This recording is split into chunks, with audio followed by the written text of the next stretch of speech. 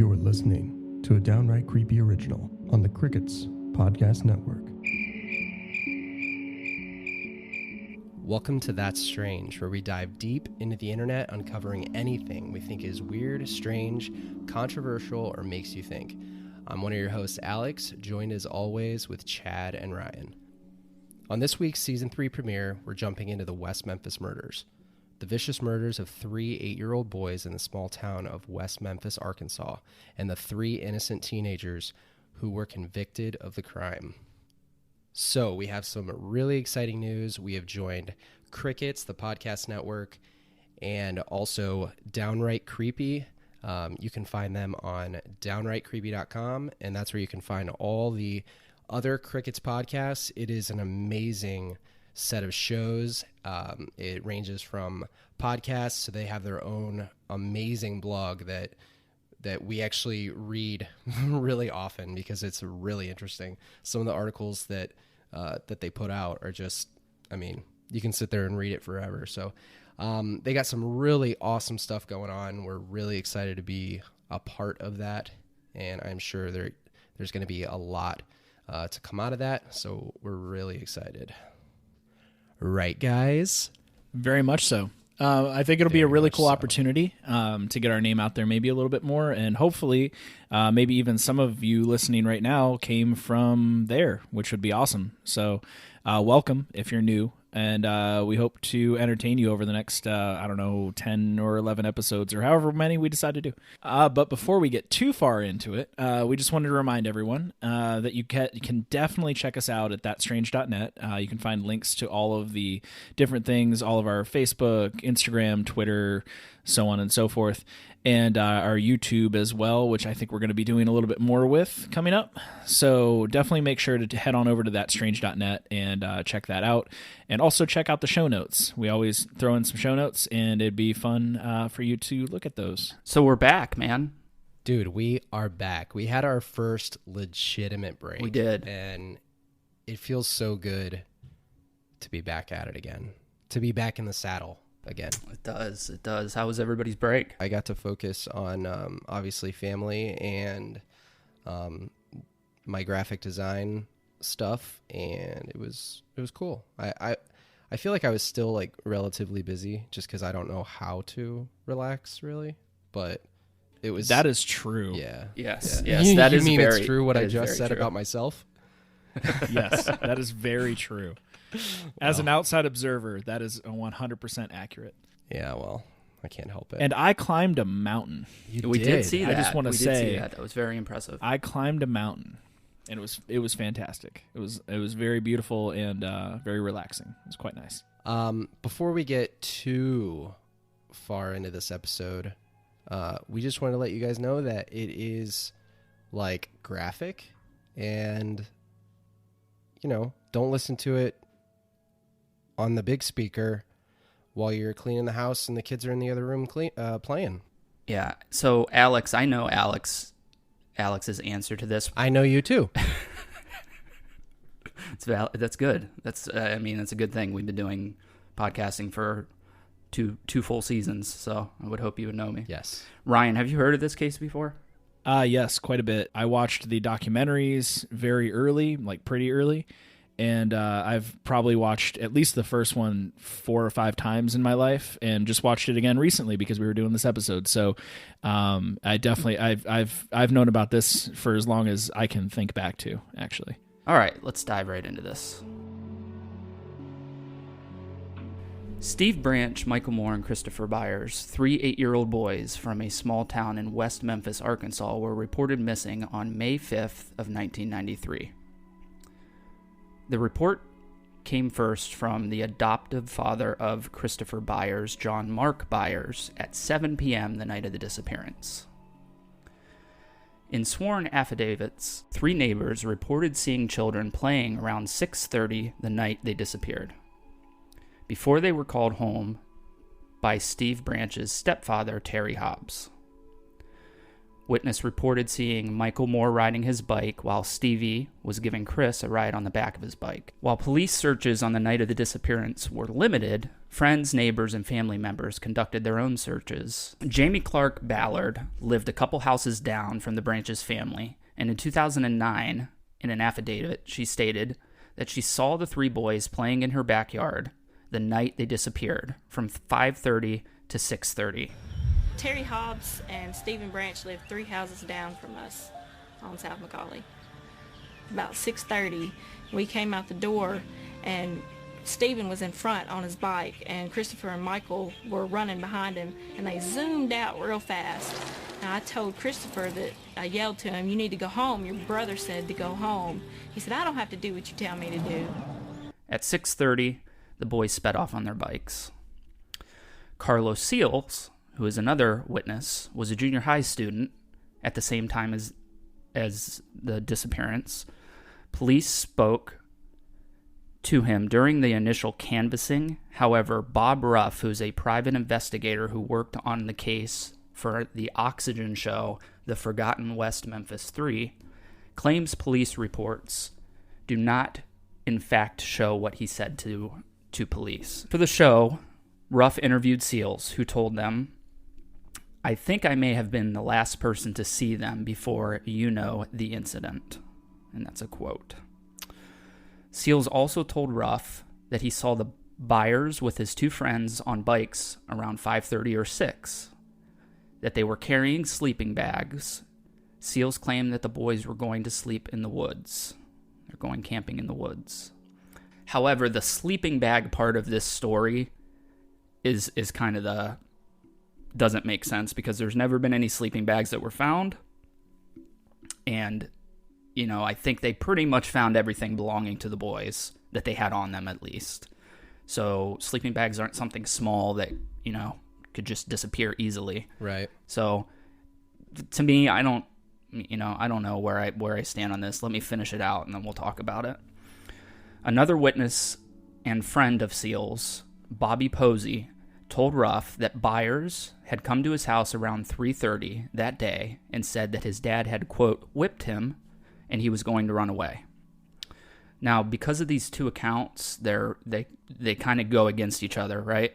Because one's saying she saw him in a backyard until 6:30, and now this guy's saying that he's seeing him over by the woods around 5. So that's why I say it's kind of disputed who saw them last. I don't know really if I kind of believe any of it, but I'll give you the Ruff's kind of breakdown of it. Ballard had mentioned the day of the disappearance that she had walked home with Byers' brother, Ryan Clark. However, upon talking with Clark, he confirmed that it was impossible because he had left school immediately and went to court. So he gets out of school and he has to go to court for a totally unrelated incident. It has nothing to do with this case, really. Just the fact that he was not walking home with Ballard. So this leads Ruff to believe that the Seals account was the more accurate. Sure. So I think what he's thinking here is that she's maybe mixing up a different day, because she says, "I walked home with Ryan. I saw him in the backyard playing." I think she's maybe that's how I gather it. What do you guys think? Yeah, and I think that may have even been part of the account where she's actually like, "I'm pretty sure it was that day, but it could have been, Right. I could be confused." Because obviously when you are on record, I mean, you're trying your best to remember every detail, but I mean, if you're mistaken, I mean, it's a big deal, Yeah, and I think that point that Alex just made is what kind of muddies this case going forward because of what happens. It's a lot of remembering a long time ago. Right. You know what I mean? Right. So more thorough police searches began on May 6th, the next morning at 8 a.m. Led by search and rescue personnel, searches were conducted in all of West Memphis, but focused mainly on Robin Hood Hills, that small patch of woods near the truck stop that we talked about earlier. And that's around the last place that they were seen. So, despite a shoulder-to-shoulder... Go back there. Despite a shoulder-to-shoulder search of Robin Hood Hills by a chain of searchers, no signs of the missing boys were found. Around 1:45 p.m., juvenile parole officer Steve Jones spotted a boy's black shoe floating in a muddy creek that led to a large drainage ditch in the Robin Hood Hills. Sergeant Mike Allen entered the water and began feeling around with his hands, obviously. It's too murky to see. This water is very, very muddy and murky, so it's not like they can see down into it. So he gets into the water. As he moves through the water, his foot becomes stuck on what he thinks is a rock or a stick or something. Moving his foot to the side in an attempt to free it, the body of Michael Moore floats to the surface. Police had been working under the assumption that the boys had drowned following the discovery of the shoe, right? They fell in, they all three drowned. I think that's a pretty safe assumption for them at the current moment. Because I just want to comment real quick on this discovery. I mean, first of all, he's already, knee deep in this water. He doesn't know what's underneath him. The last thing that I'm thinking he's going to honestly, because yes, he's looking for a body, but he's looking for a body in the area around him.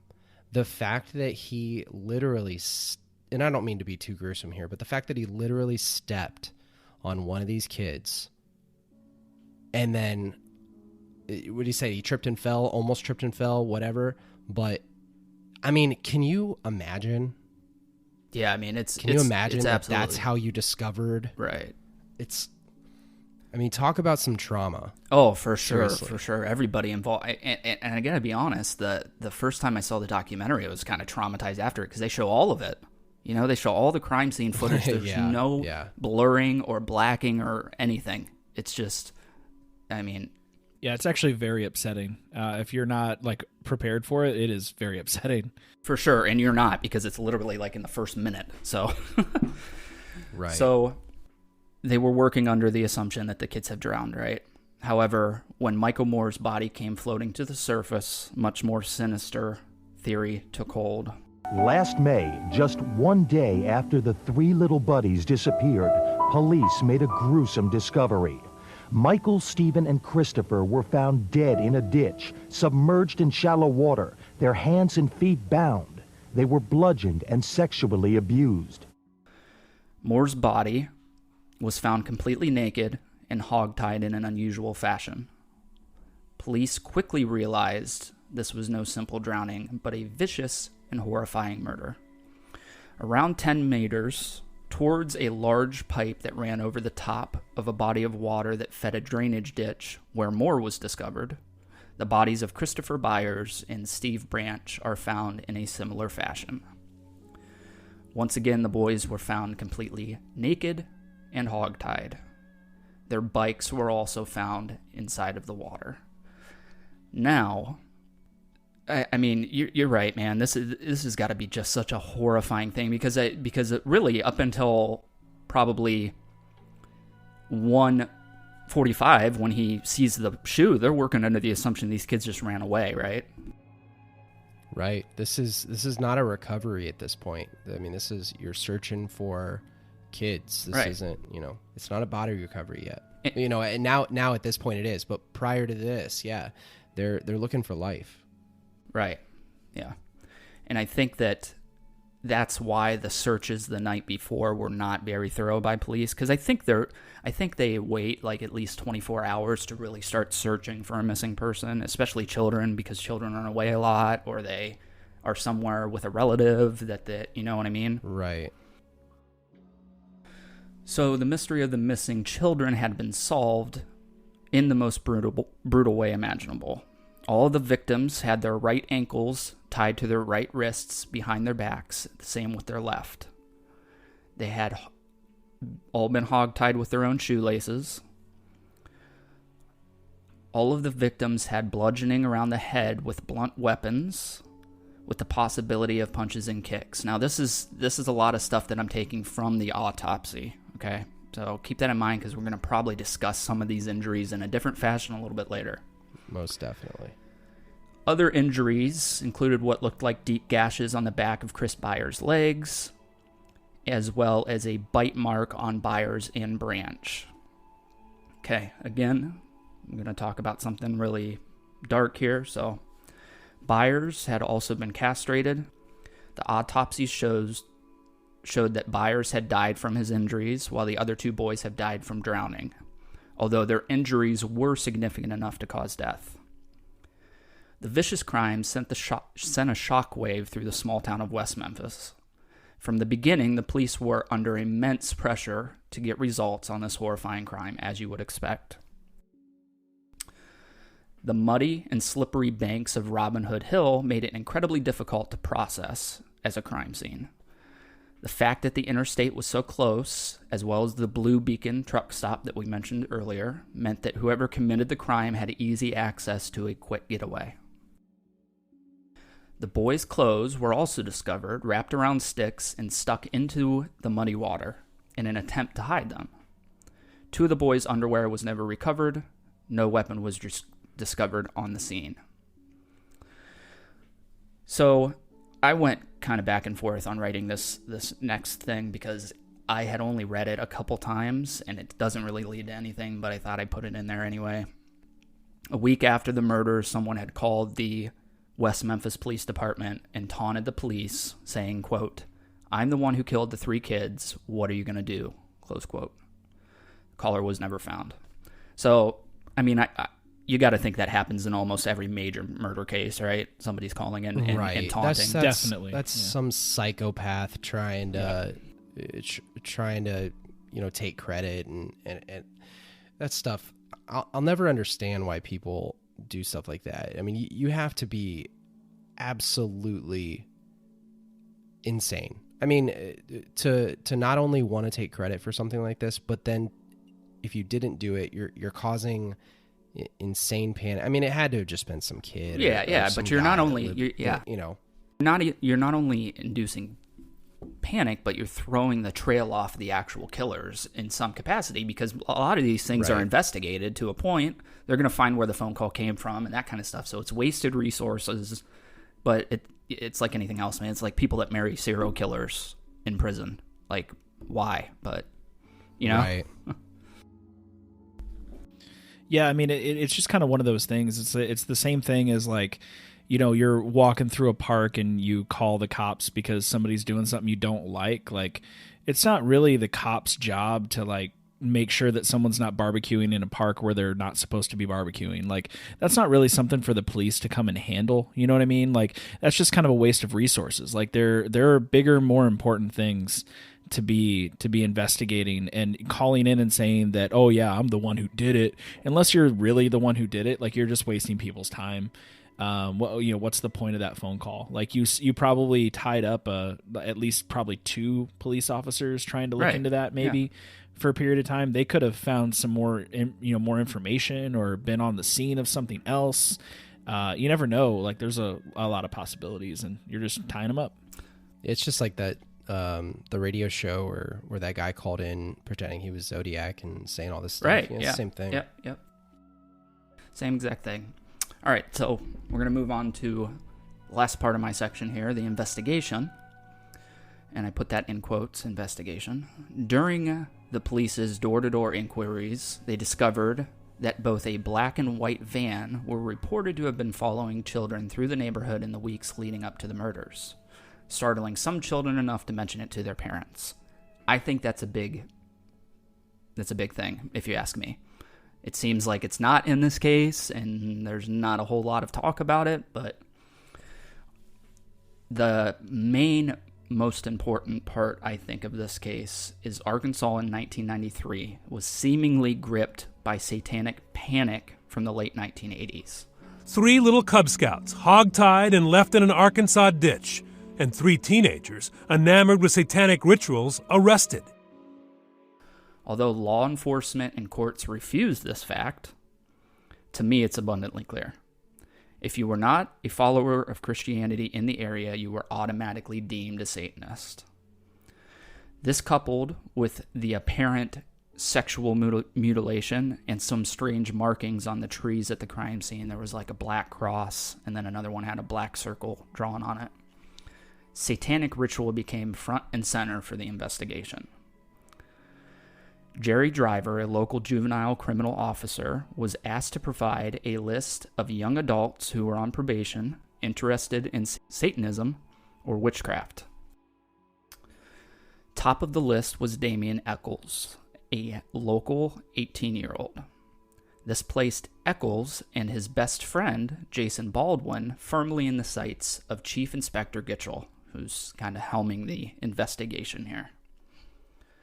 Eccles was brought in for questioning 2 days later, but released without charges. While the police had themselves a gruesome murder to investigate, seemingly standard police procedures were not conducted, including interviewing Terry Hobbs, stepfather of Stephen Branch, which I find, oh my gosh, out of everything in this case, man, this baffles me the most.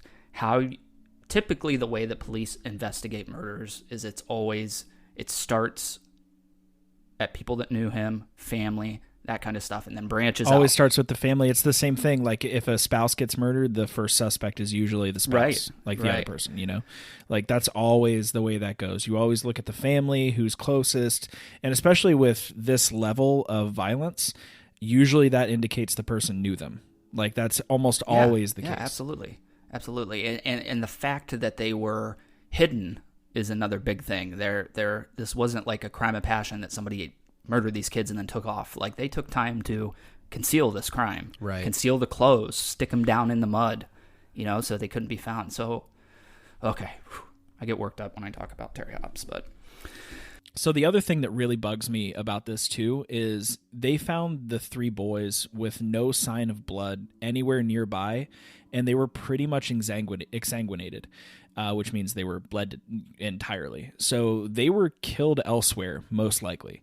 So why would you not look at people that would be capable of handling that? Like adults, like dads or father or just guys in the area, like older guys. Like, why would you not look directly towards them immediately? The odds that 1, 2, or 3 teenagers would be able to carry this out with this much precision and leave no blood at the scene it's just incredibly low likelihood. Right. I think they had their mind set up from the get-go from finding the children. I had read, I didn't put it in here because I couldn't really find a legitimate truth to it, but I had heard and read multiple places that one of the juvenile officers, crime officers that were on scene at the bodies said, quote, when they found it, Damien Eccles finally did it. He finally killed somebody. So from the get-go, like literally minutes probably after finding these kids, his name is thrown out there. So I think that they were targeted from the beginning. I think from the beginning they didn't need to interview Terry Hobbs, which is baffling, but they didn't need to because they had their guys. They knew who it was. And you just gave me the perfect segue into my section because they were targeted. And I don't think, if anybody out there listening to this hasn't watched these documentaries, I highly recommend you do so. It's a harrowing journey. There's a lot of things in there. There's a lot of very dark stuff, but it's worth giving it a watch. But as we just said, Damien Eccles, Jesse Miskelly Jr., and Jason Baldwin were the 3 that were targeted for this. The kids were railroaded because of their mullets, dark clothes, and fascination with the occult. And they were targeted pretty directly. And if you actually go back, if you haven't watched it, and you want to, like we said earlier, it's pretty dark. But if you do want to watch the documentary, which I don't think we've even said the name of yet, it's called Paradise Lost. There are 3 parts. It's actually pretty awesome. The first one is right around the time of everything happening. The second one's like the late 90s, a little bit of an update. And the last one was like this decade, like in the past, 8 years. So it's much more up to date. But basically, these 3 kids, based on their interests and things they had said, things they read from the library, how they dressed, they were targeted. People believed that they were all satanic, at least Damien Eccles for sure, because he walked around with Metallica t-shirts and wore all black and had long black hair and read books a lot and was interested in alternate religion, and he was a loner, right? So obviously, if you're in a state or in an area where people are really concerned with Satanism, you're going to probably target these kids. It's the first thing you're going to think of. I can see it. I can understand what it is. It's basically modern day Salem, which Damien Eccles actually says at a certain point, they're just targeting people. It's a witch hunt. And I would agree with that, actually. Now this was, even though these boys weren't satanic, they were clearly labeled that way. And during all of this, Jesse Miskelly actually was brought in for questioning, which Chad mentioned a couple minutes ago. He was brought in for questioning, and he thought clearly that this was questioning about his first report and everything else. But what they actually did was they sat him down for several hours and just kept pounding him with questions, just over and over and over again. And when he would answer, they would act upset with the answer, and they would rephrase the question in a way that was kind of leading him to eventually get to the point where he would say what they wanted him to say. But one of the teenagers, Jesse Miskelly, borderline mentally disabled with a documented low IQ, confessed after 4 hours of police interrogation, implicating his friends. He would later recant, but the town was already convinced the 3 devil-worshipping kids were guilty. Now that sounds like I'm just blaming cops. I'm not. Jesse Miskelly had an IQ of 72. Now, it's pretty widely understood that people with a lower IQ are very susceptible to kind of being pushed in a particular direction. It's pretty well documented. So when you've got someone who has a low IQ like this, his brain is telling him, I need to escape this situation. I need to get out of here. I don't want to be hounded anymore. You know what? If telling them what they want to hear is going to get me out of here, I'm going to get out of here. They don't think about, what's about to happen. They don't have that connecting piece to the conversation. Right. And just unfortunately, let me throw something in there real quick. This kid was interviewed from, I believe, like 9 a.m. till well after dark. So probably 12 hours this kid's in an interrogation room with an IQ of 72. He's being hounded about something he doesn't know anything about. And Ryan's right there leading him. If you listen to the interview tapes, they are leading him and telling him what to say. It's abundantly clear. He originally says, we murdered him at 12 in the afternoon. Not possible. The kids aren't out of school. So are you sure it wasn't later? Maybe it was like 2 or 3. Yeah, you sure it wasn't later than that? Was it getting dark? And then he's like 5 or 6. And then he's like, well, earlier you told me it was 8 or 9. It's just leading him to exactly, and they do that with everything, to the injuries on the boys, to the time of the murder, to everything. It's just, it's hard to listen to, man. And how any jury could have convicted these kids based, or at least Miss Kelly based on that confession is truly baffling to me.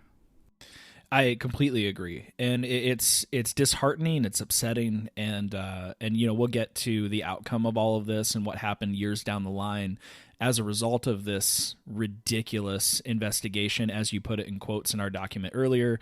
It deserves that. It's anything but. It's basically a witch hunt for 3 kids that they think did it, and they found one that they could coerce into saying that they did do it, and that's what this whole thing hinges on, and that's a real shame. And the next thing, this is the part where it gets really upsetting for me, and I'll get to this in a second. Even though Damien Eccles was actually, he definitely was interested in the occult. Interest does not mean guilt. He read about Anton LaVey, which, if you don't know, that's a person who was a Satanist and had a very particular way of approaching it. He read about occultism. He read about Wicca, Satanism, as well as several other random religions. Now, he didn't do this because he necessarily believed in it. He was just interested. He was interested in like the dark and the occult because, frankly, if you listen to him say it was something different than what he was surrounded with. So he wanted to read about it. He was just interested as an intellectual study. I want to know what this all is. He read it to understand it, right? it made it, it's for most people that serves as a way to become more well-rounded, and be more kind of aware of what's going on in the world so that you can talk about things, right? The bottom line is that effectively I was these kids. I grew up with, heavy metal, and I had mohawks and all kinds of weird stuff. And like this is something this is the reason, by the way, I said at the top of the episode, this is the reason that I knew about this as early as I did, is because it was something where the people that I hung out with, we were all acutely aware that people that were just like us were being railroaded for a murder they didn't commit because of what they were interested in and what they looked like. It's an unfortunate situation, but at the end of the day, I can completely and entirely associate myself with Damien Echols as far as what he was into at the time. I did the same things. I read all the same stuff. I looked at all the same stuff. I hung out with people that were Wiccan. I hung out with people that were Satanists. I hung out with people that carried books by Anton LaVey around with them. Like, I knew all of this stuff, but I read it because I wanted to understand viewpoints. And I did the same exact thing. I wanted to be more rounded. I wanted to know enough about other religions to be able to discuss them regardless of my belief system or anybody else's. I just wanted to intellectually understand them. So to me, the things that happened to these kids feel like they're things that could have happened to me at the time. And as a person who has really only been in 2 fights in my entire life, thinking the idea of going to jail for murdering 3 boys in a very gruesome way based on the books that I checked out from the library and how I dressed is extremely disturbing. Reading books does not necessitate belief in what you're reading. Interest does not necessitate being consumed with that. The bottom line is I was 100% these kids. And that's the thing that consumes me about this story, is that I identify entirely with what they went through, or at least why they went through it, I guess, not with what they went through. I should rephrase that. But it's just one of those things where I remember reading about it then. It's upset me since then. When I watch it now, I see a young me sitting there being told he's going to jail for doing something he didn't do. Now, much later, Damien Echols, he is interested in the occult and writes books about it. So, I mean, it's just something that he's always been interested in, but that does not make him an evil person. Whoever did this murder is an evil person, or several evil people. I do not believe, and I can't even be forced, I think, to believe that either of these 3 kids had anything to do with it, or were actively participating in it, I guess would be a better way of saying that. Right, yeah. I think the main thing here for this case specifically, as far as all that goes, is they're from Arkansas, which is a probably fundamentalist, right-wing, Bible Belt area. So if you're not, like I said earlier in my part, if you're not a Christian, you're automatically a Satanist. And when you look at some of the injuries on the surface, before you get into why those injuries are there, it could maybe look like a satanic ritual, that these kids were sexually mutilated and all this stuff. And they kind of went back and forth on if these kids had been sexually assaulted as well. But I know that Alex and I think, got pretty convinced by reading some of this stuff that a lot of these injuries that these boys have are from animals after the fact, after they were dumped into the water. Specifically, turtles. Now, I know I did not... Which is insane. Right, I know that I did not realize how freaking crazy turtles were and how vicious they can be. But a lot of the injuries that are on these boys are not caused by a knife. They're not especially the injuries to Christopher Byers was not caused by, I mean, even in the trial, they say that you would almost have to have surgical precision to pull off some of these injuries on him. They were done by turtles, and there's a ton of people that say that area of water, that body of water that they were dumped in, was known as Turtle City because there were so many different turtles in there. And even like some of the bite marks they show in some of the documentaries are like spot on from a turtle. Like, yeah, it's exact. Yeah, like it literally spot on when you look at it. So I think that everything was working against these kids. They look at the surface of these injuries. They say, oh, it's got to be a satanic cult because everybody's scared of satanic cults in this area. And then they look at Damien and they say, well, you know, the only person that can do a vicious crime like this is a kid like that. You know what I mean? And it's just when he's like the most unassuming, nice sounding person. Yeah. Like every time he's talking, I don't know if you guys ever listened to the band Bright Eyes, but the singer from Bright Eyes, Connor Oberst, he reminds me almost identically of him. Like just a calm, soft-spoken, nice person just sitting there playing a guitar, singing a song. Like that's what Damien Echols reminds me of. Yeah. And it's just so funny that anyone could talk to him for more than 5 seconds and think that he was a violent person. Right, yeah. It doesn't make any sense. Right, exactly. I think for us it doesn't, but I think for the people that were living in that town at the time, under the fear that they were under from these vicious murders and from this satanic panic that was going on, I can kind of see why they picked that kid out. I will say, I'll admit that while he dresses weird and all that stuff, I don't really care. He does say some weird stuff, does he not, sometimes? Oh, yeah. I mean, you know, look at the things he was interested in. I mean, he 100% checked out these books. He wrote it. I mean, honestly, like in the documentary, they show, you know, him in court. And they have like a binder that he had, and they're reading quotes and things that he had written on the inside, like Edgar Allan Poe quotes and things like that. I did the same thing. Yeah, right. I think I even had some of the same quotes written on the inside of my binder in school. Like it's so funny. Like he's just a sad kid. That's all he is. Yeah, he's just a sad, quiet kid who wants to read about dark things because he's sad. Yeah. It's normal. That's what the whole alternative culture is. That's what he is. It's fine. Yeah, and for all the satanic stuff brought up in the trial and all of the writings and all that stuff and the way he dresses and the way he talks and some of the weird stuff he says and some of the weird faces he makes and that kind of stuff, it doesn't mean he's a murderer. Let's make that abundantly clear right now. Just because he's doing all this stuff and listening to Metallica and reading books on alternative religions does not make this kid a murderer. And I personally do not believe there is enough here to convict him of murder. And I don't think that that's a disputed fact with anybody except for possibly the jury and some of the detectives and stuff involved in the case. They obviously thought it was, and that's why we're talking about it right now. So just before we go ahead and get into the suspects and the surrounding theories and who we think did it, we're going to go ahead and let you hear from our network, Downright Creepy, and the Crickets Podcast Network. Here they are.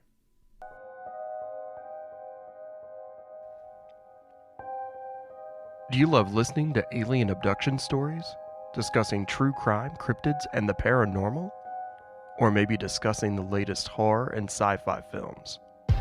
Gather around as the eerie chirping of the cricket fills the nighttime air, and we fill the airwaves with horrific things. The Crickets Network on Downright Creepy is for the strange and unusual. From film reviews, roundtable discussions, and all things creepy, we have something for all genre fans.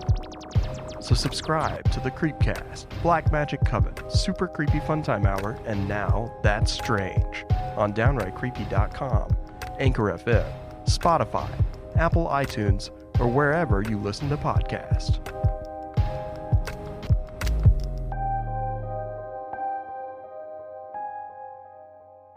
So one of the big reasons why this case was very controversial is due to the hastily selected suspects dubbed the West Memphis Three. As Ryan previously discussed, these boys at the time were targeted based on their appearances and their lifestyles. An unethically obtained confession from Jesse Miskelly led to a storm of court appearances and media frenzy that lasted for years. After many years of the West Memphis Three being held responsible for the murders, multiple private investigators and individual activists conducted their own investigations to find out what really happened. This led to a breakout of new evidence and suspects that had been considered suspicious, and one who had never even been questioned by the police, despite being close to the victims and even having a possible motive for the murders. So let's get started. There's on a the list. lot of fire here too. Like there's a whole lot of possible suspects that the police just completely and totally didn't even talk to or completely overlooked, even though there was like an abundance of reasons why they should be looking at them. It's a very strange thing that they did here. It shows how they purposefully made this such an easy hit and be done with it. Like, close the case, we're good, we got the kid that we don't like anyway, and right, yeah, now we can finally pin him down on something. Yeah, we're dealing with 3 kids that live in trailer parks nobody's going to ask questions about, so throw them in jail, we'll get everybody off our backs. I mean, we can make it look like they did it. Now, I don't know if I necessarily believe that these cops did that, and you know what I mean, because that's like a different level of corruption, right? I'm with you a little bit here, and I'll tell you kind of very briefly what I think their motive here was. I think that they got trapped. I think that early on they pinpointed these kids. It was a very high-profile case, and I think any mistake or misstep was going to be analyzed to death. And I think what they did was they pinpointed it on these kids. They got laser-line focused on them, and any disruption to that would have made them look bad in the face of national news. And I really exactly. There's part of me that just thinks that it was a locomotive that got started and they couldn't stop. And I feel like they were just as caught up in it, unfortunately, as the 3 kids were in all reality. Well, I mean, that's still entirely unethical. True. Oh, I completely agree. And I don't think you're saying that it's not. Yeah, I agree with that. I'm just saying that I don't think that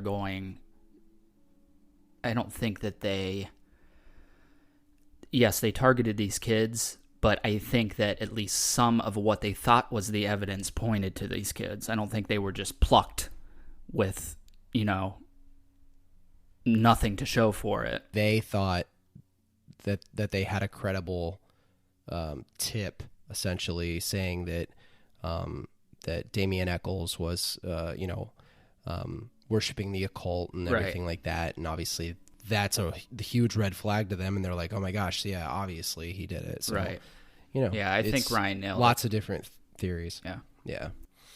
All right, so starting with Chris Morgan and Brian Holland.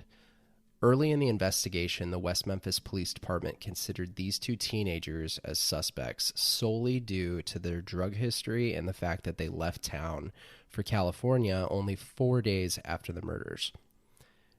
This is something that honestly could be seen as suspicious, but given the fact that they are teenagers and they probably have some sort of alternative lifestyle, they have drug history, it is not abnormal for teenagers, especially when they got nothing else going on, to just get up and be like, hey, road trip, bye.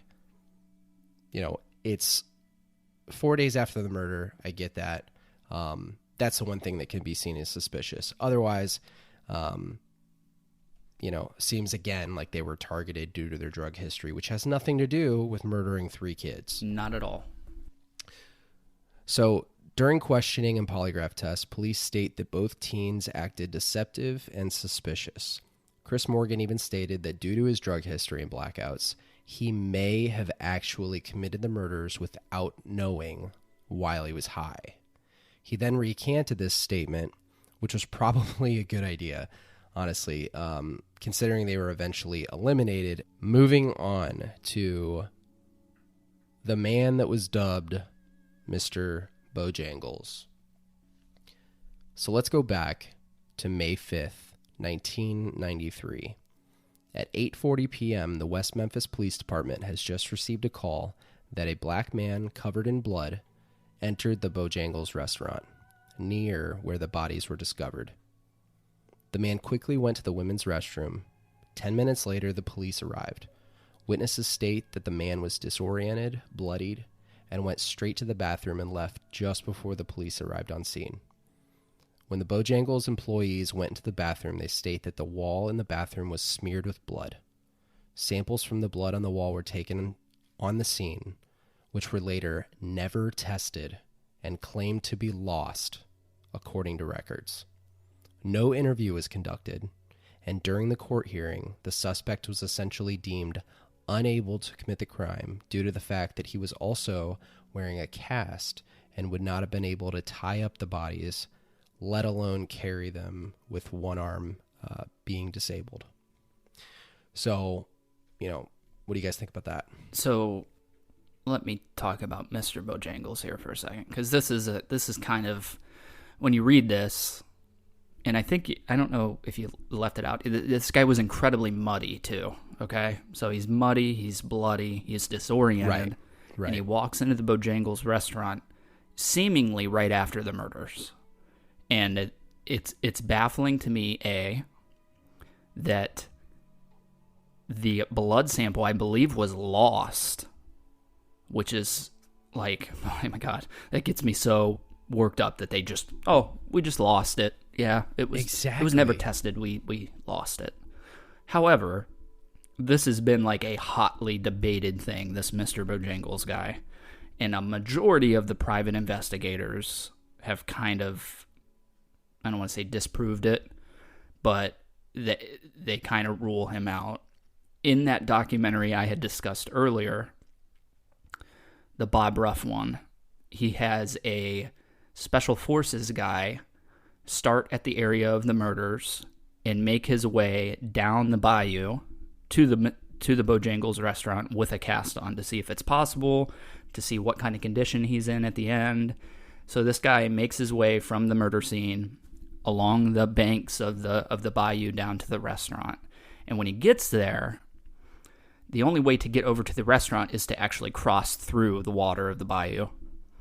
So when he gets there, he has no mud on him whatsoever. He's soaked, but he has no mud on him whatsoever. He says, the cast really had no effect on me being able to do this. But the fact that this guy was completely covered in mud, and it was like he would have really had to be booking it to get there, he's ruled out. And I don't know what do you guys think on that? Is that enough to rule him out? I think the cast is enough to rule him out, because I don't personally think that this holds a lot of water. I think that crazy people exist, and this one in particular, I just don't know. I think that a guy with a cast, 3 boys, killing them, doing what he did, obviously killing them somewhere else, dragging them there, like that seems like a weird thing. I'm not sure what that is. Yeah, I mean, go ahead. I was just going to say, I definitely think that it is highly suspicious. It is sus, okay? Like, the fact that he just went in, walked straight to the bathroom, yeah, maybe he had to, go poop, and then he's done. But the point is like, it was definitely something to take a look into, and they definitely should have done that, especially the fact that they're right next to the murder scene where the boys were found. Yes, they absolutely should have looked into it a little bit more than that. The blood sample should have never been lost, but it's one of those things. It's like they screwed up so many times, you have to at some point, like, just keep screwing up. There are so right. I mean, there are so many points to this where you're like, how in the world is this legitimate police work? And that's a whole other, dude, that's that point. And I think that's where you're most upset, Chad, as well. And you Ryan as well. But I think honestly, this happens all the time. And it is upsetting. It's upsetting, and it's going to get even more upsetting, guys. Yeah. Those listening, the ending, I mean, I'm not going to give away the ending for those who don't, but stay till the end. Do not stop. Keep going, because this gets crazy. Yeah, I agree with you. I think the Mr. Bojangles thing, this murder to me does not seem like somebody that just strolled into town, murdered these kids, and then dipped out real quick. This is not like a heat of the moment murder to me. I'm not a trained investigator, but to me, concealing bodies and concealing clothes and tying kids, it's just it seems like a personal thing to me. That's just my. I just don't think you go to this level if it's not personal. Right. I mean, we've discussed before, but I read a lot about like crime study and things like that, and I've watched a lot of documentaries about it, and this is something that they say over and over and over again, is the idea that a crime that is this violent is usually personal, and then the fact that the bodies were then hidden means that the person felt bad about it, which usually only happens when it was a personal murder. Means they had remorse, right? Right. The fact that they were killed somewhere else and dragged there with no sign of blood also means that it was organized, which just points more and more and more to it being someone who knew them, someone who had some mean thing or something against these three kids, or at least one of them, and the other two were caught up. It just points more and more to that, at least from what I know of how to study this stuff and how to look at it. It just seems more and more like it's somebody who knew him. Right. And Alex is right here. This is not something that's rare. This happens all the time. The only rare part of this is there was an HBO crew there from the very beginning to document it all. That's what's rare in this case. So moving on to another highly suspect is John Mark Byers. Byers was the stepfather to Christopher Byers, one of the boys who were murdered. He was initially targeted due to his unrelenting activity after the murders. Byers was extremely upset after the fact, as any father would be.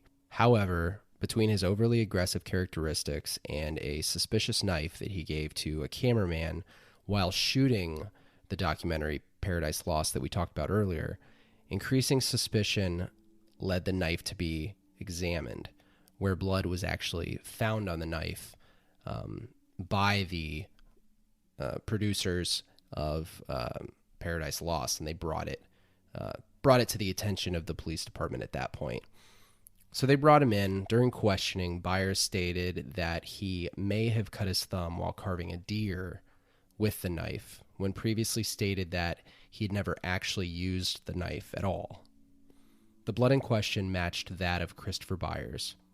However, due to the same DNA linking Christopher and John Mark Byers, by blood relation, obviously, it remained inconclusive as to whose blood it actually was. Eventually, Byers agreed to take a polygraph, which he passed, eventually eliminating him as a prime suspect in the murder. And I just want to say that, from very, very early on, I always thought it was this guy. Again, we keep talking about the documentary, and there's a good reason for that. If you watch this documentary, in about the first 5 minutes, you think it's him. This guy is a psycho. He's like basically performing, and somebody said this at some point, and I don't know which part it was, but somebody pointed out that it almost seems like he's play acting, and that doesn't seem to fit with someone who is innocent. I mean, he is just like completely playing it up, talking about like all this stuff, the things he's saying. It sounds like he is auditioning to play like a part in Hamlet somewhere. I mean, hillbilly Hamlet, but still. I mean, this is exactly what this dude is. He looks like he's playing a part, even the part where he's singing in the church and he gives like a little sermon. He looks like he is playing the part of grieved father. And that just never sat right with me, ever. And I don't think we're going to get into a lot of the other stuff. I just want to mention it real quick. They didn't find it first. They eventually find a bite mark on Christopher Byers, right? And it turns out that they can't test the bite mark of John Mark Byers because he had his teeth removed after the murder, and he now has dentures. I mean, there are so many things that could point to this guy being the guy who did it, that it is unbelievable to me that he wasn't researched more, and that that at the end of the day he passed a polygraph. However, there's one point I want to make about the polygraph. He was on 3 to 4 antidepressants when he took that, which are going to mess with the results. So I still to this day don't know for sure, but man, if that guy doesn't seem like the most guilty person on the face of the planet when he's being interviewed. Yeah. When I will agree, and on your point, when I first watched Paradise Lost, I was like, dude, it's totally this guy. Like, this guy is so weird. But when you realize, I think he's just a quirky dude, man. I think he's just weird. And that's not rare for the area that they're in, because literally almost everybody's weird. To us, right? Because we didn't grow up in true. You know? So they're all, I don't know, they're all just super, everybody, the cops, the lawyers, they're all, I mean, they're weird. The other point. But we still love them. Yeah, absolutely. We still love them. We love our fans in Arkansas. The other point. We love you guys so much. The other point I want to make is that there's no knife injuries on the boys. There are people that believe, they were like suspected, right? There are people that believe that there are knife. Yeah, the original medical examiner ruled out turtles, which is baffling to me, and claimed that they were caused by a knife. But that's because the guy was an idiot. But for everything that he said, there are probably 40 people that are saying he's totally wrong. He doesn't know what he's talking about. He's reading this totally off. It's clearly turtles. There are no knife marks. These kids died of drowning. There's no stabbings. There's no scratching. So the knife thing to me, while it sounds, he's a quirky dude and he's super weird and he's playing a role, maybe, as Ryan said. He's got blood on a knife. It sounds strange. To me, in my eyes, this guy did not do it. That's where I stand. I agree. I think we all agree. So why don't we talk about the guy that we think did it? But before that, let's go over the timeline, because a lot is about to happen. So let's start in the beginning. In 1994, Damien Echols, who is 18 years old at the time, Jesse Miskelly, 17, and Jason Baldwin, 16.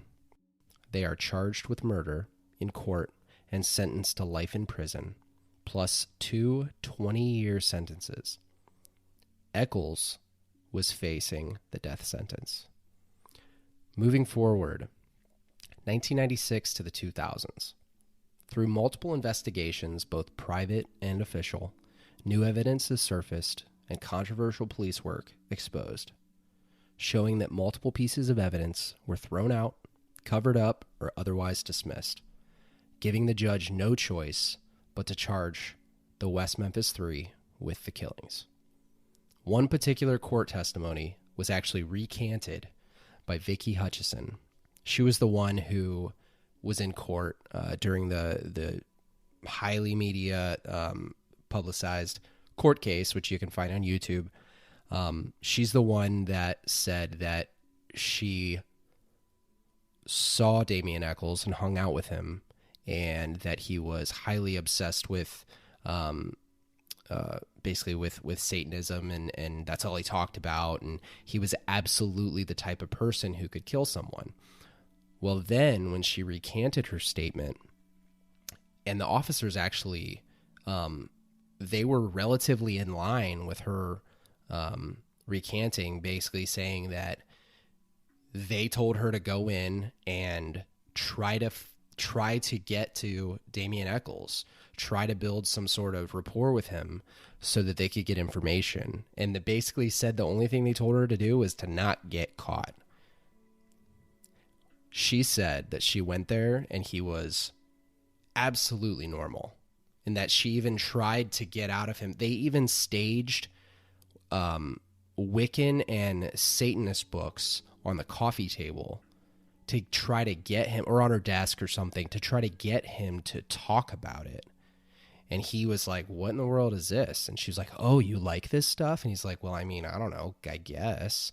He's like, oh my gosh, did you hear about the murders? Well, is there something, you didn't have anything to do with that, did you? And he's like, no, why would I do something like that? So like he responded appropriately.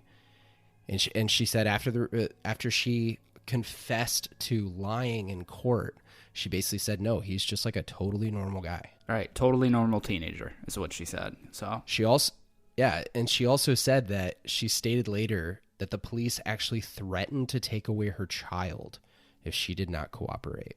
Right. So pretty crazy stuff.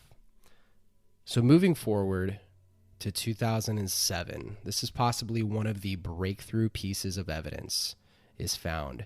After sitting and never being tested over many years, DNA from the crime scene was tested in 2007, and they found a hair in the shoelaces used to hogtie one of the victims.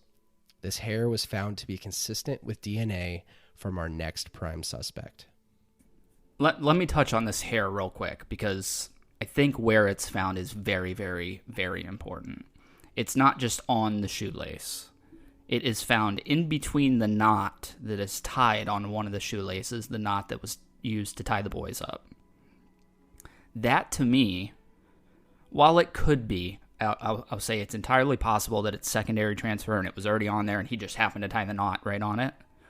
However, that to me is like I tied a knot and it ripped a piece of hair out of the side of my hand while I was tying it. That's how I take it, right? If it's tied in the knot. Absolutely. You have to take it. It seems like it would have had to have fallen at that exact moment, right? Yeah. It's falling at that moment right before you tie the knot. It falls on, or it gets ripped out of your hand, or whatever. It hasn't been there through all this traumatic stuff that's happening to these kids. Just, and he just happens to tie it. That's what I want to say. No, it's definitely something that is absolutely would have been worth testing, and it just sat. Again, it proves our what we said before, that this was shoddy police work. It was possibly, we're not saying it was, but it was possibly something that was intentional to try to cover up their work, because it was, like Ryan said, highly publicized, something that everybody was watching, something that, I mean, you got to think also, this is the early 90s, okay? Publicized court cases weren't really that big of a thing at that point. I know that it was, but they even said they had to stretch miles and miles of wire and cord in order to even get the technology that they needed into the courtroom, because it wasn't set up for that stuff. This was absolutely something that was breakthrough, and something that probably the police really weren't expecting. They probably expected, hey, we're in West Memphis, Arkansas. We're going to try these 3 kids and we're going to be done with it and move on. Right. Like, yeah, that's the kind of scenario they were anticipating, and they got something much worse, which made them have to think on their feet. And again, like I said before, this is the kind of stuff that in this town and in others, especially small towns where, not to insult anybody, where people are majorly uneducated, the police can get away with this kind of stuff because nobody's going to ask questions, because they trust that the police are doing their job and they're doing exactly what they were sworn in to do. Right. It's there's no reason to question it. They're the police. So anyway, before we move on to this next part, just please keep in mind that while we're about to talk about someone who is highly suspicious for committing these crimes, this individual has not been found guilty, and he walks free to this day. Not only has he not been found guilty, he has not been charged either. So with any, So this guy, man, just talk. I got a lot to say about this guy. I'll let you do your thing first, though. Here we go. Moving on to Terry Hobbs. Terry Wayne Hobbs, born on May 21st, 1958, was married to Pam Hobbs and the stepfather of Stevie Branch, one of the boys murdered. Pam Hobbs stated in interviews after the murders that Terry was always trying to forget the murders, to move on. Terry was never considered as a suspect until the DNA was actually tested in 2007, and even then, when he was questioned, it was a laid-back, open forum interview that led nowhere. By this point, it was clear that something was going on. So, I know both you guys have a lot to say. Chad, I'll start with you real quick. Lay it on me, man. So this is the guy that I had talked about earlier that was not interviewed, like Alex just said. And for the police to totally ignore someone that is a father figure, stepfather to one of these boys, is like, they focused on, like we talked about earlier, they did focus quite a bit on John Mark Byers. They put a lot, I don't want to say a lot of energy, but they at least put energy into investigating him. The same is not true for Terry Hobbs. After I got over the initial shock of John Mark Byers watching the documentary, I really focused on Terry Hobbs through it because he's very emotionless. He almost looks scared through the court proceedings, which you wouldn't think somebody who's watching kids that murdered their son to be scared. I wouldn't be scared. I'd be, like, let's do this. Like, absolutely, I want to see these kids hang. He looks terrified. Of course. He's very emotionless. He has and I'm not going to get into too much here because there's still some that Alex wants to break down. But this guy to me is my number one prime suspect in the fact that he was not even interviewed by police until years later is insane. This guy was never interrogated for 12 hours like Jesse Miskelly. He was interviewed. There's a difference. Now, I know that cops want to say that nobody gets interrogated, everybody gets interviewed. That's not the case. Jesse Miskelly was absolutely interrogated for hours, not interviewed. They weren't asking him questions. They were leading him down a path to a confession.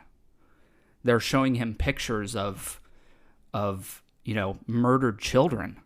This kid was a 72 IQ. They're showing him murdered children to, quote, invoke a response, scare a response out of him, which it did. Yep. A false response.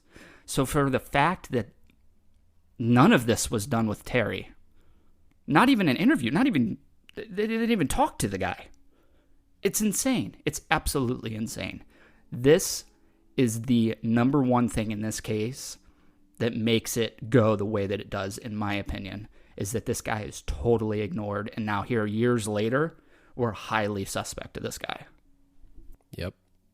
I completely agree. And I mean, you think about things like when he was seen with the boys, but no one was really suspicious at the time, but he was seen with the boys like the night they were killed. It's just, there are so many things about this, and you kind of highlighted pretty much every single thing that I probably would have brought up. Which, great job.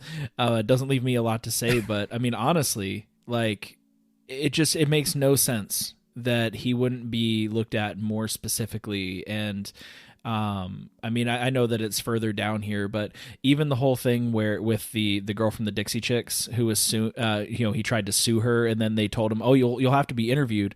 So he stopped. I mean, like, are you kidding me? Like, this guy is just, the fact that he has no emotion, the fact that he was seen to be abusive, all these things, they all point to him like so glaringly, and he's just overlooked the whole time. And I think that, unfortunately, the documentary we keep bringing up, I think, had a lot to do with the fact that he was overlooked, because they pointed so much attention at the overly ridiculous John Mark Byers. I think that absolutely correct. I think that had a whole lot to do with this, because the police were already dead set on the three kids, and all of the refocused energy and looking into it, I think that was all mishandled and pointed towards a person who didn't do it. And, effectively, the documentary ruined this guy's life even more than it was already ruined by the murders. And it doesn't seem like he had anything to do with it, and it does seem like it's this other guy. And I mean, even by the third documentary, John Mark Byers is saying, no, I don't think it was the 3 kids. I think it was Terry Hobbs. I mean, everything points to him, and he was just ignored. I don't understand. I don't get it. I mean, every ounce of every part of this investigation is a misstep after misstep after misstep, seemingly influenced by the fact that they had an end game that they were headed towards, that they didn't want to screw up. It just doesn't. It screams to me just complete idiocy. I don't know. There's so many words I could think of that describe this, and most of them are not appropriate for our podcast. So, I mean, it's just, I don't understand the thought process here. I just do not get how you could be this inept to miss this. I really don't understand. Right. Let me just touch on the witness thing here. There was a witness that had saw the boys at around 6:30 and had yelled at Christopher Byers to go home. Your brother's looking for you. It's time to go home. He said, I don't have to listen to you. And they rode off on their bikes towards Terry Hobbs, who's trying to get them to come home. And this is at 6:30. And I think I don't have the exact times of when they think these boys were murdered, but it's like between 6:30 and 8:40 or something like that. So yeah, it's pretty close. The lady that says the police come and talk to her one time, and that's it. And then they never talk to the guy who could potentially be the last person to see these boys alive. If that doesn't show you that these cops had their minds made up, they didn't need to interview them because they had their guys. Go ahead, continue the rest, because I have a lot more to say. 100%. So let me break this down real quick. So in 2007, like I said, this DNA was tested and showed that it tied to Terry Hobbs. Okay, so now they're able to kind of point towards this guy. They do the interview, and now by this point, Pam Hobbs is starting to think. Her mind is moving. She's starting to realize that this actually could be a thing. Her husband could have actually murdered her son and his stepson. With that, other family members start thinking back. What kind of a person was Terry? What kind of a person was he when we were growing up? How did he act towards us? So according to multiple sources, both family and friends stated that Terry had a temper. He was abusive, and that he was constantly craving more attention from his wife, Pam, almost competing with Stevie, his stepson. Terry Hobbs was quickly looked into by independent investigators, and that led to criminal history being resurfaced, including breaking and entering, along with family members coming forward eventually after holding this in for years and years and years, stating that Terry was abusive, especially towards his children. According to these sources, Hobbs was absolutely capable of this crime. Right. Can I break that down a little bit more, though? So the full story on here is that this lady lives in the same apartment complex as Terry and his wife at the time, and I'm not sure if it was Pam. I don't believe it was. I think it was a prior wife and her son. And this old lady hears what sounds like sounds of him either hitting her, the wife, or the daughter or son, the child, and she storms out of her house and goes down to the door of Terry Hobbs's apartment, bangs on it. He opens it. She says, "You better stop beating on your wife or I'm going to call the police." And he says, "It's none of your business. Stay out of our business." And she says, "I'm going to make it my business if I hear it again, because I hear it all the time and I'm sick of it." Then this incident happens where this lady is like mowing the lawn. She goes inside to get into the shower. She is taking a shower, reaches out for a towel, opens the curtain, and sees Terry Hobbs had broken into her apartment. And he threatens her, grabs her by her breast and threatens her, tells her to be quiet. She's screaming to get out, get out. What are you doing in my house? He's saying, shh, don't say anything. And then he takes off running. So that's kind of the preface of why he broke into the house there. Is I think that, I don't know if he's trying to silence her or scare her into being quiet or what, but it's just, it's a little snippet of the way that this guy is, the way he behaves, and the kind of man that he is. It's very difficult. It's a very difficult thing to do, whether we think whether we think he did it or not, whether we think that he is absolutely a prime suspect. There's a completely other avenue to it where it's like, you know, but this guy also, you know, it's kind of their word against his. And I'm not defending him or backing him up. I'm just saying that that's another piece that you also have to kind of look at. And it's just something for, you know, to play, I don't know, I guess devil's advocate. Is there is a very small piece where I think, yeah, but he's denied every single piece of this. Do I still think he's a monster and that he did it? 100%, yeah. But he's also somebody that's walking around right now today trying to, if a small percentage that he didn't do it, is trying to build his life back together. Right. And I'm only mentioning that because that's the case. He is. He's out right now trying to figure out what to do after all of this. And, you know, it's just a very, very odd situation. I mean, I can't think of one. And like I said, we're going to move on and we're going to talk about exactly why we're saying this, exactly why he's still out there. But can you guys think of any other time where something like this has happened, where there's a very clear prime suspect and he still can't be charged? It's incredibly unique and terrifying, actually, yeah. that it's our justice system. Yeah, it's the fact that these police officers working so hard to, quote, solve this case have muddied this case up so much now that I'm pretty much a firm believer nobody's ever going to be charged in this case. And that's awful, because I feel like so much of this case, so much of the stuff you read about, so much of the documentaries, they all focus on the West Memphis Three, the kids that were wrongly convicted of the killings. They don't focus on the important part, which is who murdered these three boys. Who viciously murdered these three boys and dumped their naked bodies into a bayou. That's the important part of this case, and it's always, to me, it's just overlooked.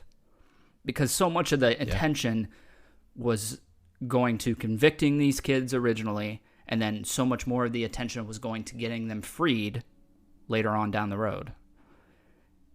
Now, it's just so muddied up that you're never going to charge anybody with this crime. That's my firm belief. I think I know who did it.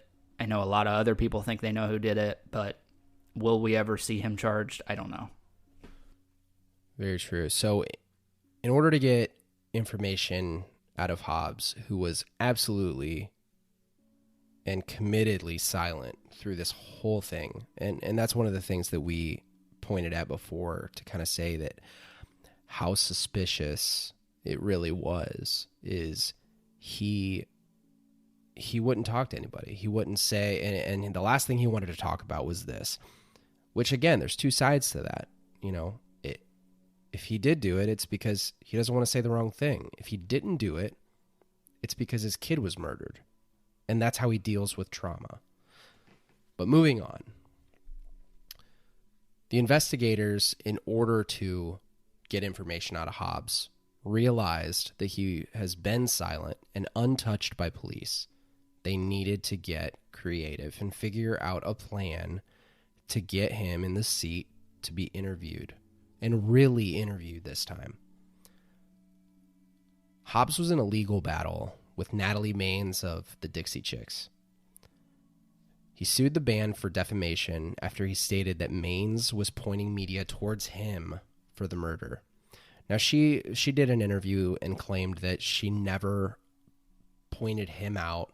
She honestly didn't even know who he was at the time. What she was saying was that the West Memphis Three were innocent, and it was a big movement that really escalated this case and brought it to where it is today and where we're about to continue to talk about. She never actually pointed out, at least from what she said, she never actually pointed out Hobbs. Regardless, Hobbs was advised, so he sued the band and sued her. Hobbs was then advised that if he went through with this action, he would have to be interviewed. There was no way around it, something he was obviously against at the time. He would also have to be under oath. So this gave investigators an opportunity to ask him one last time about the murders, and this time it would be under oath. So he did it. He agreed to the interview because he obviously wanted to make millions. I'm sure that's what he's trying to do. He wanted to get some money out of this, and obviously I'm sure it was a lawyer telling him to do this. I would bet, I would bet on that. So this interview included all of the breakthrough evidence, research, and testimonies that seemed like a sure thing to put away Hobbs for good. So they conducted the interview, and while it raised suspicions of Hobbs as a key suspect, it was all for nothing, as the state of Arkansas had already put the right people in jail, and they thought that justice had been served. Yeah, I think if you get a chance to look up these interview tapes, that you should absolutely, if you're listening to this and you're interested in this case, you should look up these tapes, and you tell us if that looks like an innocent man sitting there taking these interview questions, laughing when they're bringing up him beating his wife, laughing when they're bringing up him shooting her brother, all this kind of stuff, this violent stuff that they're talking about, and he's just laughing it off and giggling and joking around. This guy, dude, this guy really rubs me the wrong way, and he rubbed me the wrong way in the very beginning before I even watched before I even knew he was a suspect. He rubbed me the wrong way. Right. Yeah, I remember you saying that. You were like, no, it was totally Terry Hobbs. Oh, yeah. And I was in the boat before that of, no, I think it was John Mark Byers. And, because that's where I was in the consensus with everybody else, kind of. And having just watched Paradise Lost, for the 8th time, I'm like, no way, dude. Yeah. But it's absolutely one of those things where it was overlooked. The media didn't grab it, so nobody else is going to grab it. Right. It really is overlooked, but I think John Mark Byers is like the red herring. You know what I mean? I think that he's the quirky dude, and everybody's going to think it's him because he's kind of different than everybody else, and that's the same boat that we're in this case to begin with, is why Damien Eccles and the other kids were charged with it, because they're different from everybody else. There's no evidence, really, to point to John Mark Byers. We're doing the same thing by saying he's a weird dude. He could totally do it. That's not evidence. Right. That's all. It's just rumors. The evidence is the DNA that's pulled from the thing that matches Hobbs. A hair on a stump nearby that matches Hobbs' best friend that he was with on the night of the murders, allegedly. There's evidence here. And it just needs to be looked at. It just needs to be looked at. And it drives me crazy when people don't want to do their jobs because it's going to ruin their jobs, their careers. It's going to make them look bad. It's going to have to mean that they're going to set these kids free, and there's going to be lawsuits, and people are going to go down, and they're going to lose their careers. It's about doing the right thing. It's not about that. You put 3 innocent kids in prison for a murder they didn't commit. You have evidence to point to a prime suspect that had the motive, the ability to do it. You just need to look at the evidence. And they refuse to look at Terry Hobbs. They refuse. Absolutely refuse. And that, when it's driven by trying to save people's careers and not admitting a wrong, I can't think of anything that's more wrong than that. And I didn't even bring up David Jacoby. The DNA collected from the crime scene in 2007, or it was tested in 2007, but nothing was found from Eccles, Baldwin, or Miss Kelly. There was a hair that was deemed not consistent with Stephen Branch's stepfather, Terry Hobbs, but was found in the knots. They said it was not consistent, but they never really tested it. We talked about that. However, Pamela Hobbs in 2009, on May 5th, 2009, she had a declaration in the United States District Court, Eastern District of Arkansas, actually, the Western Division. My goodness, that is a long name. Indicates that one hair was consistent with the hair of Terry's friend, David Jacoby. So she seemed to think that there was some, passing resemblance there, but there's more to that, because that's the furthest that I knew about it.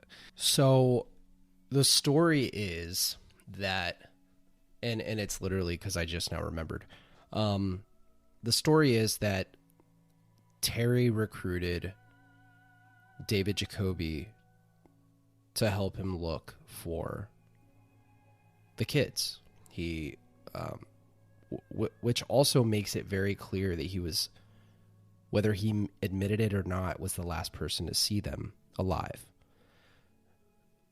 So Terry made these claims basically that they went searching for the kids, which would explain why they were together, why their hair would have been, even though he also never confessed that was in fact his hair.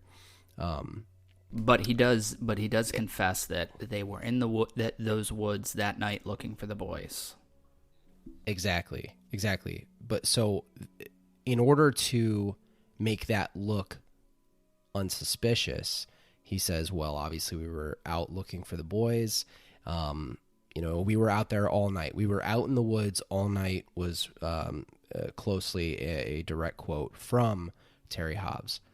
David Jacoby had a slightly different story, stating that he came over, they played guitar for a while, and this was allegedly what Terry Hobbs said. This was while he knew that his stepson was missing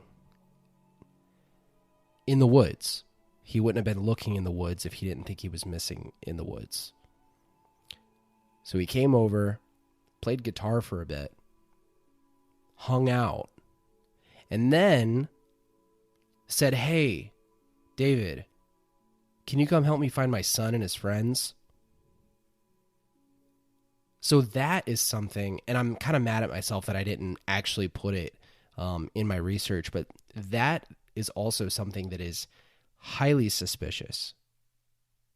If you have any inkling that your son, stepson, whatever is missing, any member of your family, the last thing you're going to want to do is hang out with your buddy. And play the guitar. You're going to go to his house, knock on his door frantically, pull him out of his house and say, you got to come help me, along with 3 and 4 other neighbors. The fact that it was just him and David is also suspicious. This is a trailer park. In trailer parks, there's very tight-knit communities. And I know that for a fact. He could have knocked on every single door and people would have came out and helped him look for them. The fact that he didn't makes him look guilty. The fact that he only went with one trusted person that he could share, that he could line a story up with, an alibi, that alone is something that makes you really think that's strange. Right. And nice plug. And I want to point out, because I don't know that we've touched on it, there are some people that believe David Jacoby was part of this crime. I don't believe that at all. Every interview I've ever seen with the dude, that looks like the guy just wants to know the truth, and he wants to know if he was set up to be an alibi for Hobbs. Hobbs maintains that he was with Jacoby that entire night. Jacoby says there were 2 or 3 times that he left for an hour or so, including right around the time of the murder, like 6:30 to 7:45 1940 or something like that, around the time that the murders could have been committed. So to me, this guy just looks like a guy that wants to know if he was set up to be an alibi for a killer. And he points to Terry Hobbs's abusive ways multiple times, where he says that he would always be yelling at the kid, always screaming at him, and sometimes even Jacoby would jump in and play with the kid just to kind of get Terry off of him a little bit. So the hair at the scene, I mean, they were in the woods that night. The one that is tied to Jacoby, it was like found on a stump or something close to where they found the body. They were in the woods that night. That's not as damning to me as the one in the knot, as well as their alibis are not lining up. Like that is right. Basic police work. Basic police work. If you have two people you're trying to build an alibi for vicious murders and they're not lining up, it's time to take notice. Not even counting all the other. Sebastian could figure that one out. Right. Not even counting all the other stuff. Just the fact that Terry, his alibi for the night of the murders is not lining up whatsoever. And according to Jacoby, he was gone during the time that the murders could have been committed. But still, Arkansas refuses. We don't want to ruin people's careers. We don't want to say that we messed up. We don't want all the lawsuits. We don't want that to pay these kids money that we put in jail. It's absolutely ridiculous. It's time for this to be over. It's time to start looking at this guy. And if he's cleared, he's cleared. But you haven't cleared him yet. Right. You haven't cleared him. Nope. And the thing is, like, to me, how I read this personally is we've got an abusive guy. The kids were last seen headed towards him, right? We've got this abusive guy who's known for, hitting kids and known for being abusive. So they get to him, and what if Stephen Branch kind of makes him angry? Keep in mind, out of all of the injuries that happened to these three kids that are, all awful anyway, but the only one, if I remember correctly, that had fractures to the base of his skull and a hemorrhage in his brain was Stephen Branch. That sounds to me like he was struck. And what do you do as a guy who's panicked, who just abused a child? What are you going to do to his two friends that just saw you do it? Right. To me, that all sounds like this was something that happened, and it happened in the moment, and then he had to do something about it, and he found a way to cover it up. And everything else just seems to fall in line with that, in my opinion. I don't think that he set out to kill these three kids. I personally think that he did, but I think that it was a in-the-moment situation that he was handed, that he actually did these crimes out of that. I agree with you. And the evidence, like I said earlier, I think it points to that far more than a random person that just killed these kids and took off out of town, or three unsophisticated teenagers to pull off a vicious crime like this. It's much more in the moment, I hit him too hard and his kid, his buddy saw, and now I got to try and cover it up, and I got to try to find me an alibi. So I'm going to go get my best friend, and we're going to go looking for these kids. And let's also think about the fact that this guy then thought to himself, if what we think is right, this guy then thought to himself, okay, I'm going to use the whole satanic thing as a crutch here, and I'm going to tie him up. I'm going to make it look like this. That's what it looks like to me. It looks like he said, okay, if anybody's going to find him, I'm going to make sure that everything points to what everyone's freaked out about anyway, because then they'll all blame it on that, and I'll be off the hook. That's what it sounds like to me. Yeah, the people that have examined the way that these boys are tied up, they've said that this kind of binding, hog tying, is only used in two main things, and it's butchery and hunting. So the FBI profiler that made a profile on this killer, that was one of the things, was he has a knowledge of hunting or butchery. You guys want to hear something very interesting? Terry Hobbs' father was a butcher. Right. So that is something that could have been looked into by the police. And again, just another reason why. I mean, how is it that everybody can look at this guy and it's just so plain as day? Yeah. Yet nothing happens. Yeah. Well, we're going to figure out exactly why. Because it can't happen. Nothing can happen now.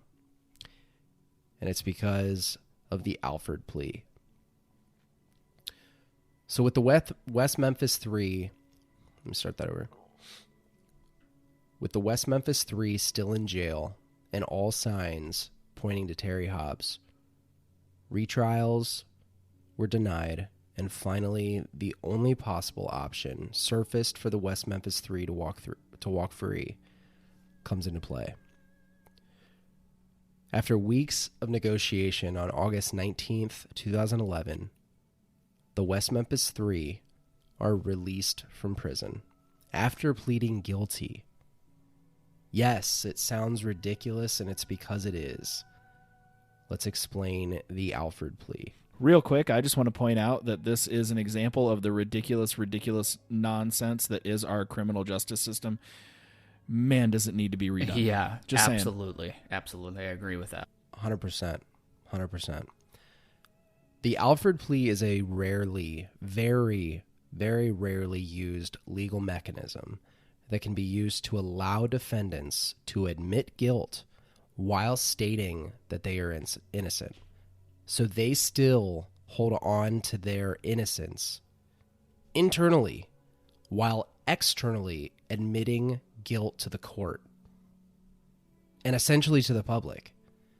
In this case, it allowed the West Memphis Three to walk free from prison, while the state can confidently say that they served justice. This also means that Eccles, Baldwin, and Miskelly are not eligible to receive compensation for the wrongdoings of the state due to the fact that they technically admitted guilt. Meanwhile, the killer walks free. The case is closed. The West Memphis Three served a total of 18 years and 78 days for a crime that they consistently denied committing. Like we said before, to this day, nobody has been rightfully charged for the murders. Sorry, my mic thing was covering up the rest of that. Let me read that again.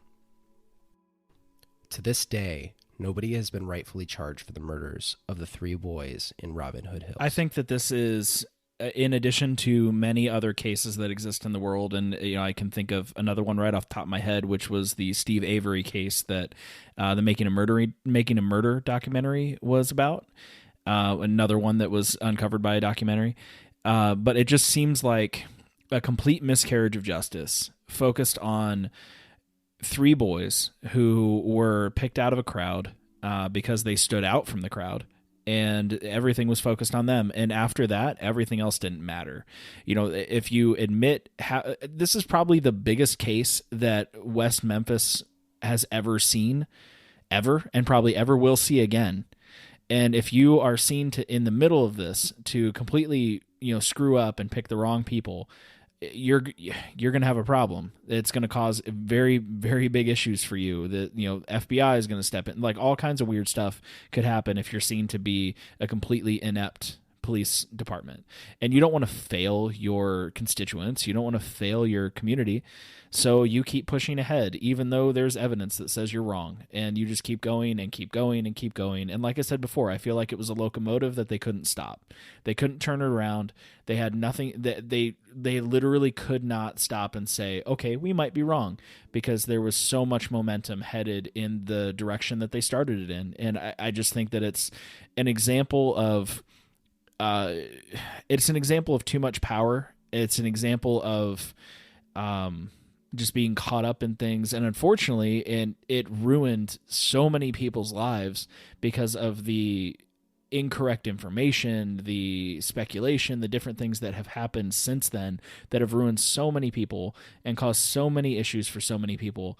And at the end we still don't know who actually killed these 3 kids, in such a horrible way. And they just got away with it. Whoever it was, if it was Mr. Bojangles dude, if it was, I don't know, if it was Charles Manson, who knows? Who cares? Nobody knows, and no one ever will. And that's the real shame of this. Yeah, I agree with Ryan. I think that it's time to start looking into this case again. This case is not closed. It might be closed to you because you worked on it and you made some mistakes, which I think are abundantly clear, but it's time to look at this case again. And if you find the same outcome, then you find the same outcome. Okay, I can at least live with that because you looked at it again, you double-checked your work. But so much of this case has been about freeing the West Memphis Three, freeing these teenagers, that I think that the actual West Memphis Three are totally lost in the shuffle, and that's the 3 boys that were murdered. The West Memphis Three are out now. You got your goal of getting them out of jail. Now it's time to exonerate them, and the only way to do that is to find who actually did this.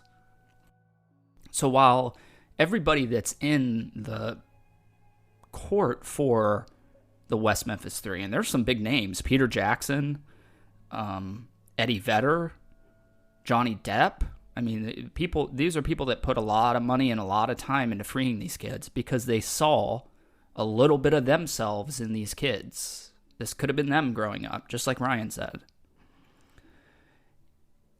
The focus now needs to be on solving the murder. That's the only way you're going to get these kids exonerated for this crime. There's no other way, because right now, they're convicted murderers. They're still guilty of this crime. They're still convicted. That's why they can't sue. That's why they can't do anything. Yeah, I think it's... Go ahead. I was going to say, yeah, I think it's a shame. And it really upsets me, and I think it upsets a lot of people. It's an absolute shame that is how this case was, quote, solved. That's how this was ended, is purely, it was 100% to protect the state and its representatives.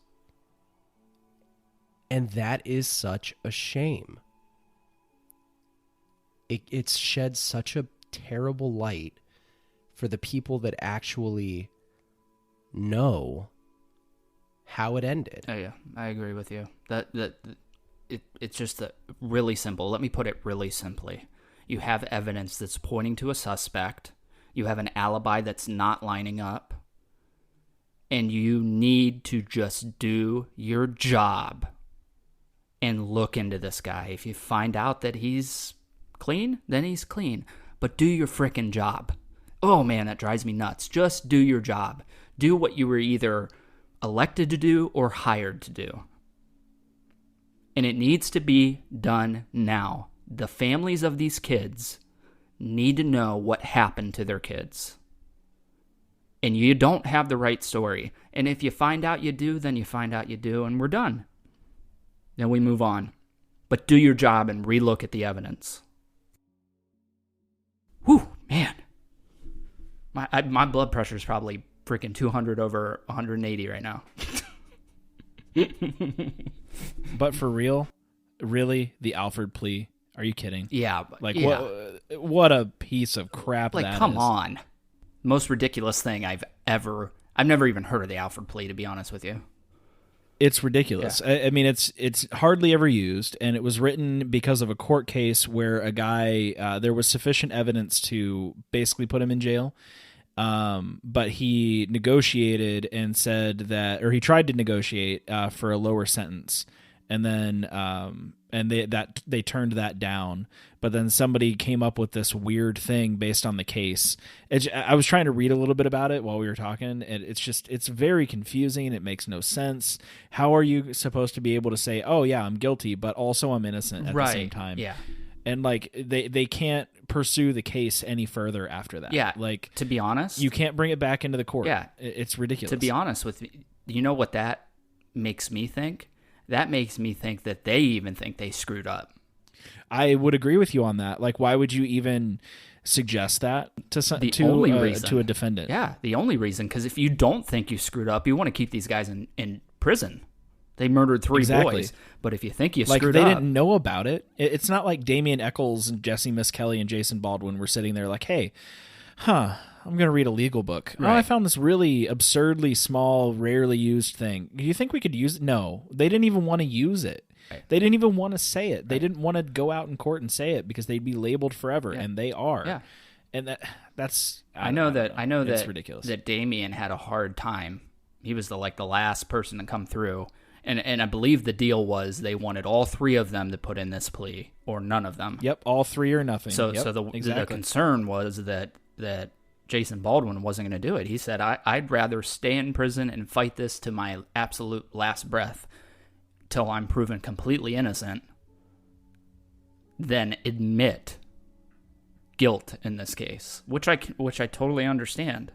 I totally get his... Me too. His line of thought, but I think that it speaks a lot to the friendship with Damien and Jason, because they tried to get Jason to flip on Damien in the original case to testify against him. And he was like, I'd be lying, so I'm not going to do that. But then when this comes around, this gives him a chance to in turn make a decision and free Damien. And I think that's what was the spark for him. He was like, you know what? I can't forget about the other guys, that are in this with me. As always, I'm Alex. I'm Chad.